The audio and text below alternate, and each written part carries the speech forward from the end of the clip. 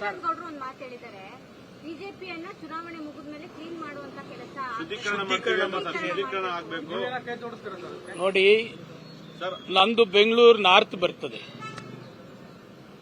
DB. ಚಂದ್ರೇಗೌಡರು 5 ವರ್ಷ ಇದ್ರು, ಸದಾನಂದ ಗೌಡರು 10 ವರ್ಷ ಇದ್ರು. ಒಂದೇ ಒಂದು ಸಣ್ಣ ವ್ಯತ್ಯಾಸ ಕೂಡ ಈ ನಾರ್ತ್ ಪಾರ್ಲಿಮೆಂಟ್ ಕಾನ್ಸ್ಟಿಟ್ಯೂನ್ಸಿಲ್ ಆಗಲಿಲ್ಲ. ಇವತ್ತು ಬಿಜೆಪಿ ಅಭ್ಯರ್ಥಿಯನ್ನ ಘೋಷಣೆ ಮಾಡಿದ್ದಾರೆ.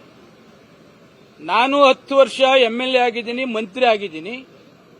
ನನ್ನ ಕಾನ್ಸ್ಟಿಟ್ಯೂನ್ಸಿಗೆ ನಾನೇ ಹೋಗಕ್ಕೆ ನಾನೇ ಭಯ ಪಡ್ತಾ ಇದ್ದೀನಿ. ಯಾವ ಟೈಮ್ನಲ್ಲಿ ಏನ್ ಮಾತಾಡ್ತಾರೋ, ಯಾವ ಟೈಮಲ್ಲಿ ಏನ್ ದ್ವೇಷ ಭಾಷಣ ಮಾಡ್ತಾರೋ, ಯಾವ ಟೈಮಲ್ಲಿ ನನ್ನ ವಿರುದ್ಧ ಮಾತನಾಡ್ತಾರೋ, ಯಾರನ್ನ ಎತ್ಕಡ್ತಾರೆ ಅಂತಕ್ಕಂಥದ್ದು ನನಗೂ ಕೂಡ ನನ್ನ ಕ್ಷೇತ್ರಕ್ಕೆ ಹೋಗಕ್ಕೆ ಭಯ ಆಗ್ತಾ ಇದೆ. ಒಂದು ವಾರದಿಂದ ಈಚೆಗೆ ಸದಾನಂದ ಗೌಡರು 10 ವರ್ಷ ಕಾಂಗ್ರೆಸ್, ಬಿಜೆಪಿ, ಜೆಡಿಎಸ್ ಮೂರನ್ನು ಒಂದೇ ತರ ನೋಡಿಕೊಂಡಂತ ಸಂದರ್ಭ. ಒಂದೇ ಒಂದು ಬೆಂಕಿ ಉಗುಳತಕ್ಕಂತ ಮಾತು ಯಾವತ್ತೂ ಕೂಡ ಸದಾನಂದ ಗೌಡ ಆಡಲಿಲ್ಲ.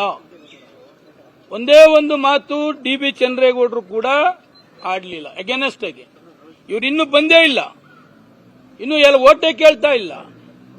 ಇವನ್ ನಾನು ಶಾಸಕ ಇದ್ರೂ ಕೂಡ ನನ್ನ ಕ್ಷೇತ್ರಕ್ಕೆ ಬಂದು ಬೆಂಕಿ ಅಂತ ಉಂಡೆನ ಮಾತನಾಡ್ತಕ್ಕಂಥದ್ದು ನೋಡಿದ್ರೆ ನಾನು ಶಾಸಕ ಆಗಿ ನನಗೆ ಭಯ ಆಗ್ತದೆ. ಇದೇ ತರ ಆದ್ರೆ ಪೊಲೀಸ್ ಕಮಿಷನರ್ನ ಭೇಟಿ ಮಾಡಿ ನನ್ನ ರಕ್ಷಣೆಯನ್ನ ಕೇಳಬೇಕಾದಂತ ಪರಿಸ್ಥಿತಿ ನನ್ನ ಕ್ಷೇತ್ರದಲ್ಲಿ ಆಗ್ತದೆ ಅಂದ್ರೆ ಇನ್ನು ಬೆಂಗಳೂರಿನಲ್ಲಿ ಯಾವ ತರ?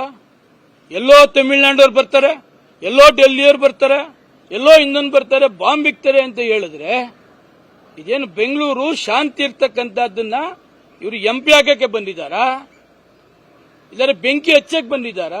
ಏನಿದು ನನಗೆ ಅರ್ಥ ಆಗ್ತಾ ಇಲ್ಲ. ನಮಗೂ ಎಲ್ಲರೂ ಒಳ್ಳೇದು.